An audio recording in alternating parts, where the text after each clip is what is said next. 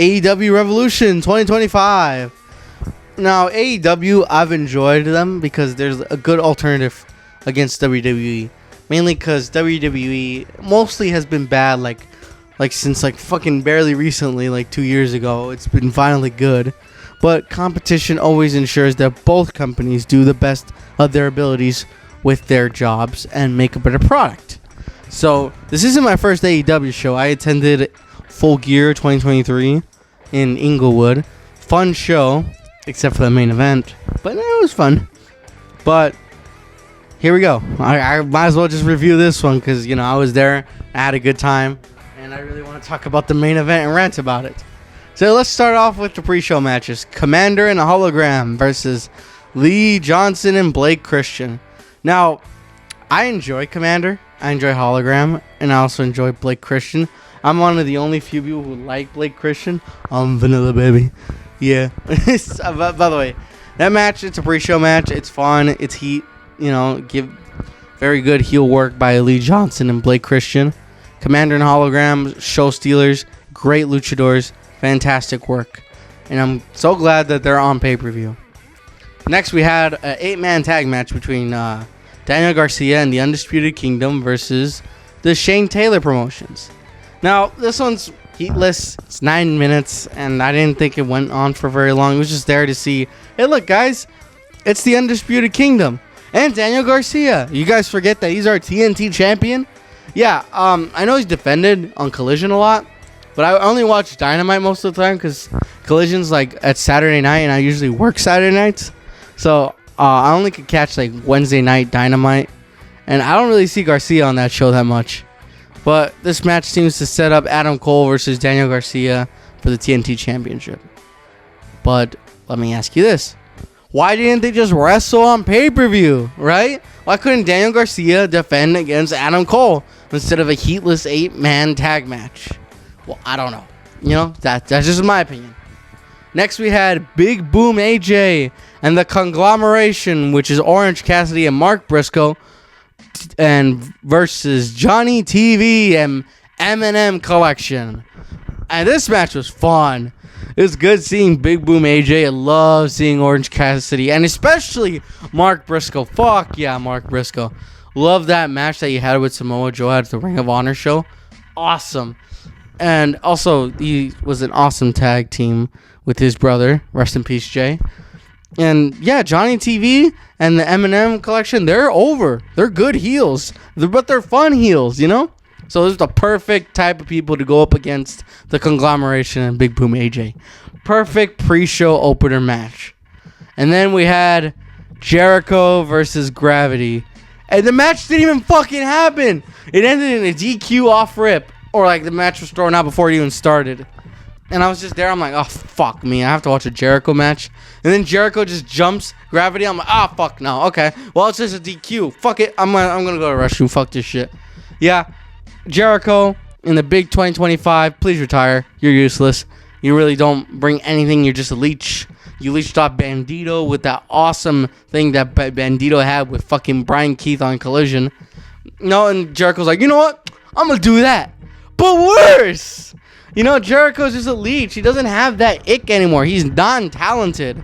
He's basically just a walking blob of Mr. Krabs without a shell. Well, guess what? He's the fucking world champion for Ring of Honor. Why is he the world champion for Ring of Honor? Can you tell me off rip why? Maybe it's setting up for Bandito to dethrone him. But that shit can't come any sooner. Please, Bandito, I need you to be world champion. I don't know why Khan is booking Jericho to be in fucking world title matches when he can barely wrestle. Just watch that fucking match with Dax. I forgot his fucking name. One of the FTR people. And that match is so ass. So bad. Awful. Jericho cannot wrestle for shit. And it's so sad to see him keep trying to wrestle. Alright, where was I? Oh yeah, the main show.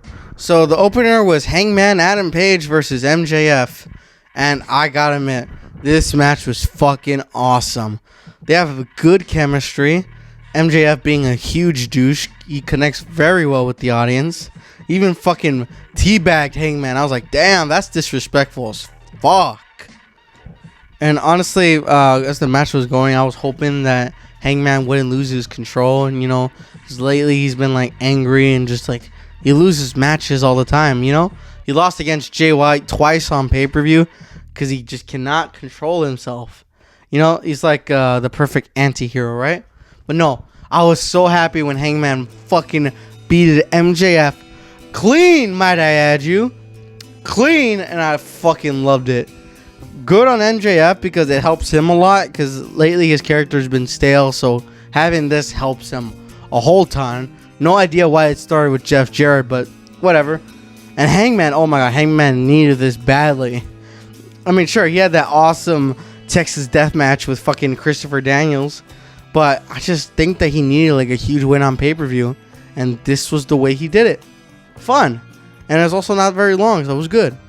Next was Mercedes Moné versus Momo Watanabe. I'm sorry if I mispronounced that. She's very talented. But the match itself, I enjoyed it. I mean, I thought it was fun. I just don't like Mercedes' finisher. I just don't think it has that much impact to it, It was good. It was fun. I really don't have much to say about it. It was a good match, It just... I'm not sure if it's a good idea to keep pushing Mercedes as holding all these titles. I mean, sure, she has the talent. She can talk. And she can, like, have a good character. Wrestling, I mean, personally, I don't know, I just don't like that finisher. Maybe change it up a bit, Next is Swerve versus Ricochet. Oh my god, this match was awesome. Fucking love that Ricochet finally has a good character. And he's cutting good promos. He is finally in that thing that I would call... He's grabbed his brass ring. And now he's a main event talent, I would consider, But he's always had the wrestling ability. But he never had the character ability. But now he has it. Who would have known that Ricochet as a heel is more fun than when he's a babyface? Swerve, on the other hand, he's like the guy. I would book him to be world champion. He's talented. He has the fan connection. And you know what the funny thing is? He's kind of like, how would I describe it? Like Roman Reigns in terms of how his character like completely hasn't changed at all, yet people love him only because someone else fucked him over. It's kind of the same thing with Swerve. He's still acting like heelish, but the people love him, and I kind of like that. The match was fun. I thought Nana was going to betray him, and I'm so glad it didn't. It was a nice little swerve. Sorry, I couldn't fucking resist doing that shit. I'm sorry. It was a fucking thing. So, yeah. The match was for the singles, so, to become #1 contender for the world championship. And Swerve won. That was a nice thing. I'm hoping Swerve wins the world championship because, I'm getting a little ahead of myself. I won't say why, but I'll explain in a bit. My apologies to all of people who are listening to me. I am still sick as fuck. I don't even know why I'm talking, but I just wanted to get my thoughts out about the show.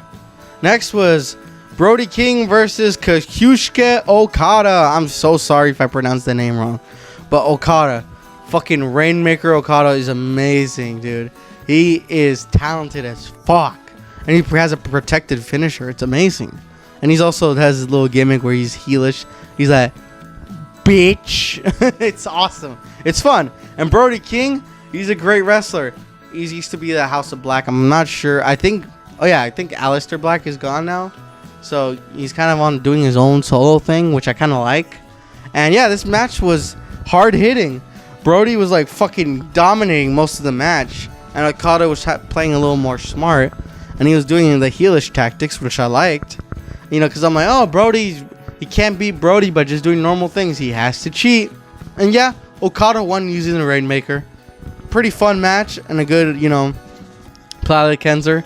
By the way, the chops, fucking loud as shit. And it was awesome. Next was the Hurt Syndicate and versus the Outrunners. And the Hurt Syndicate is over as fuck.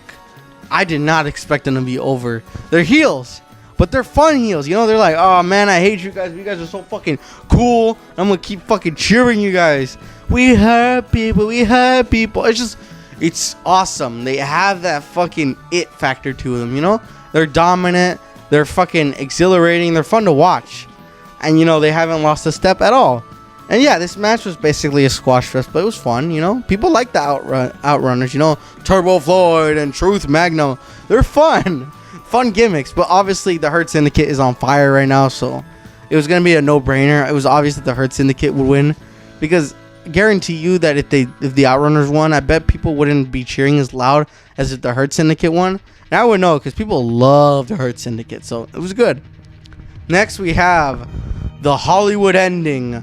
Timeless Toni Storm defends her title against Mariah May in a Falls Count Anywhere match, or the Hollywood ending. This match is a fucking 10 out of 10. Oh my god, it is beautiful. They've been building up this storyline forever, and it has a conclusion now. And I've been loving the storyline, like where Mariah May betrays Timeless Toni Storm, takes her title at All In, and then Toni has to build herself up by playing rookie. And then on Collision, she does the reveal where she's like, "You think I've forgotten?" And she becomes herself again, and then wins the title at Grand Slam.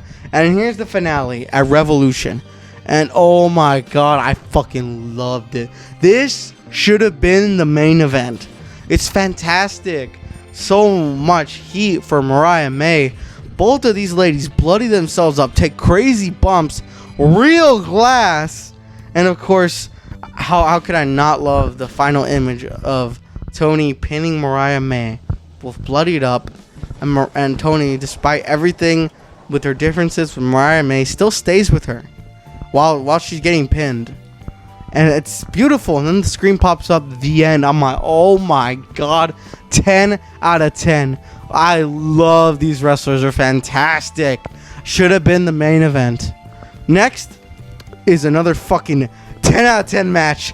Kenny Omega versus Konosuke Takeshita with Don Callis. Oh my fucking god, this is fucking wrestling. This is the type of shit I fucking love. I love just seeing two wrestlers, and they're both fucking talented as shit, just beat the living crap out of each other, both psychologically and physically.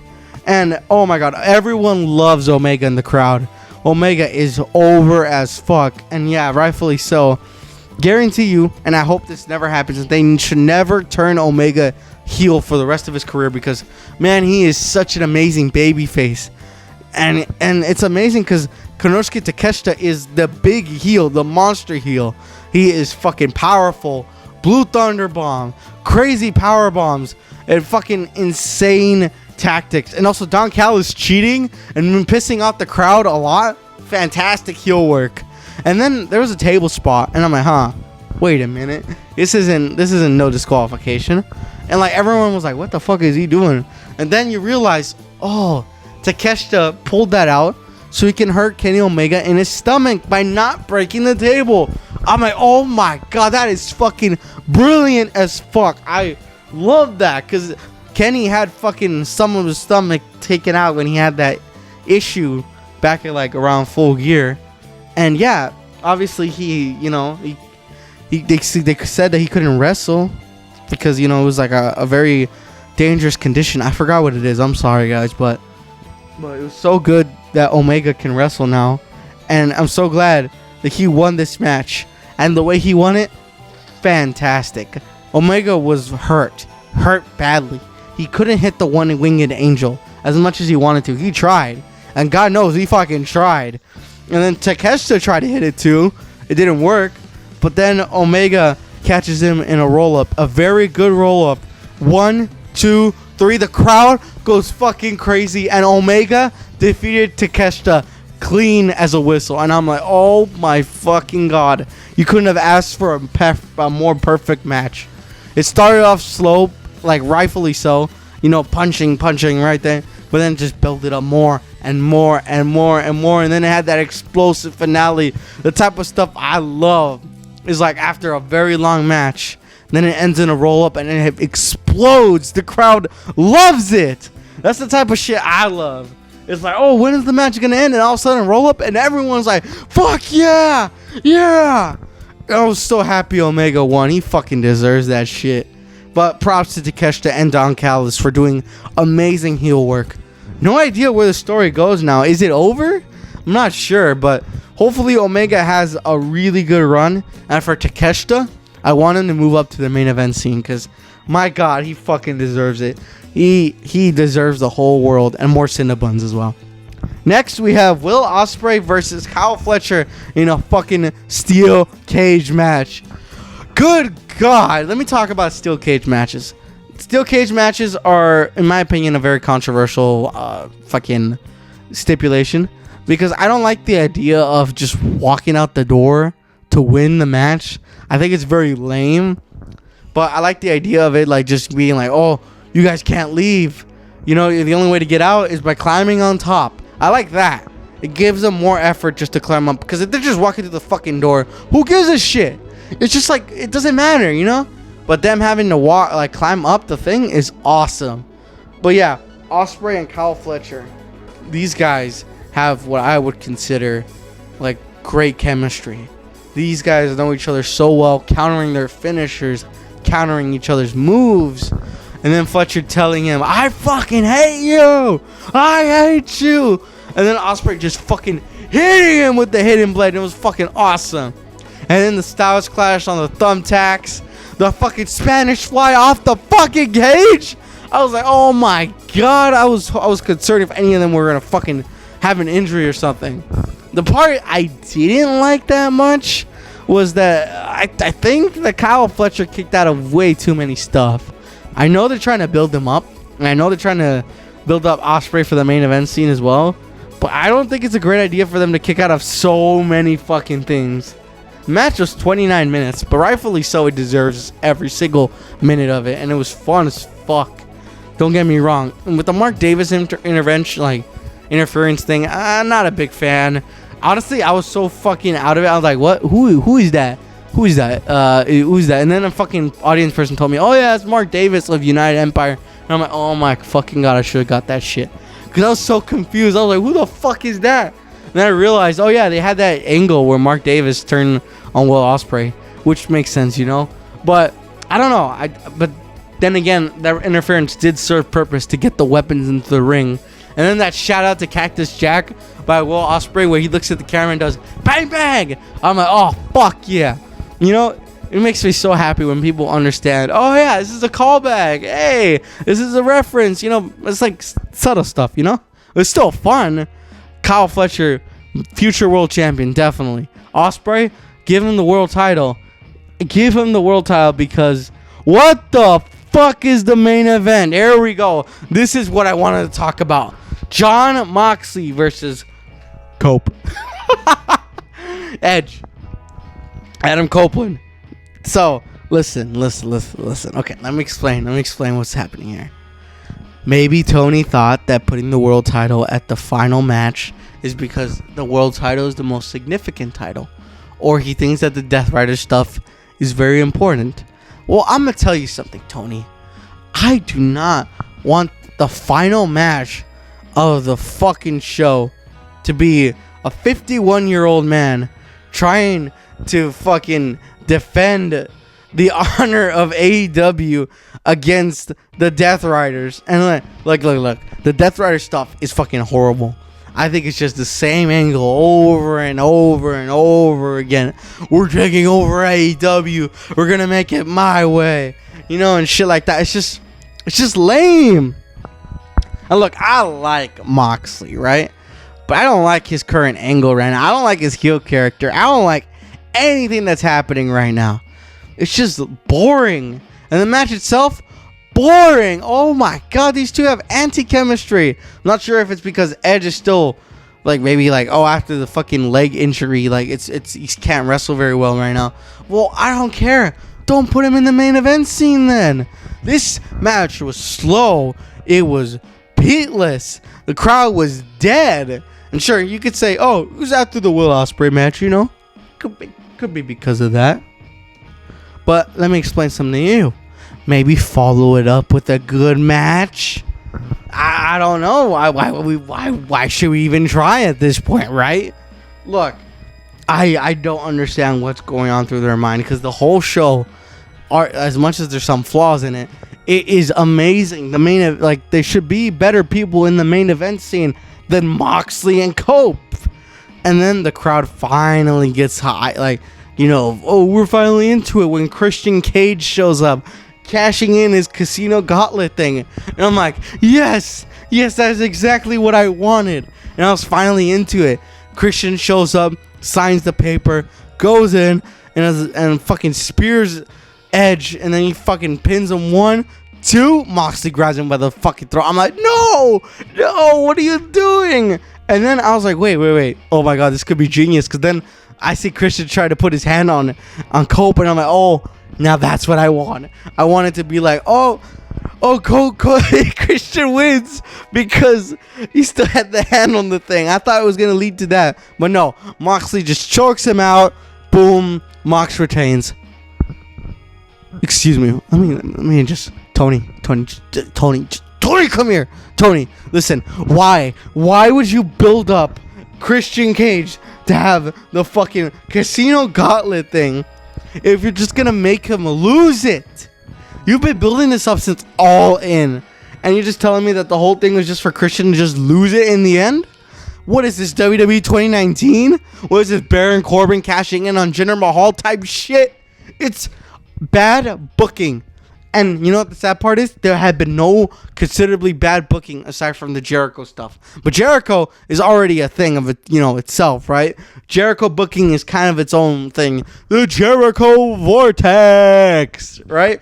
But no, now it's the Moxley Vortex. Or you know what pissed me off even more? They have Christian enter this match so that Edge doesn't get a pin. What is he now, Hulk Hogan? What is Mox doing? Why are they giving him creative freedom for this type of stuff if all he does is boring 2-star matches with no heat? I'm losing my voice at this point because I can't believe that the main event was basically a 50-year-old man getting beaten up by a 40-year-old man. It is absurd. It is ridiculous. There should be young people competing for that title. Instead, we have a 50-year-old man getting cashed in by another 50-year-old man. I don't get it. I don't fucking get it. Why? Why do you have Cope in the fucking main event? Oh my god. This is the part where I think they need to pivot. Next pay-per-view, for God knows what it is. I think it's Dynasty. Have Swerve Strickland, for the love of God, defeat fucking Moxley, because I can't take this anymore. I'm loving everything from the show except the fucking world title scene. What is this shit? This is fucking horrible. Why? God fucking damn it. You just expect better crap from this. Oh, God. I've been ranting for a while. Oh, my God. You know what? Still, Revolution's a 9 out of 10. Lovely show, except the main event. And, sometimes it's just how you leave them, Which is, I guess, fair enough, But, still, man, I just hope they pivot after this. Because all people were talking about was the fucking main event after that. This is why, I repeat you, this is why you need to pivot. Because, for the love of God, I don't want to see any more Moxley matches or any more Death Rider stuff. And then they also had Wheeler Yuta pretend like, oh, I'm going to side with Cope. No, we all knew he was going to side with Moxley. Don't give me none of that shit. It was not unpredictable stuff. It was all garbage. You hear me? Garbage. Just book better, Tony. All right, thank you all for watching. Jesus Christ.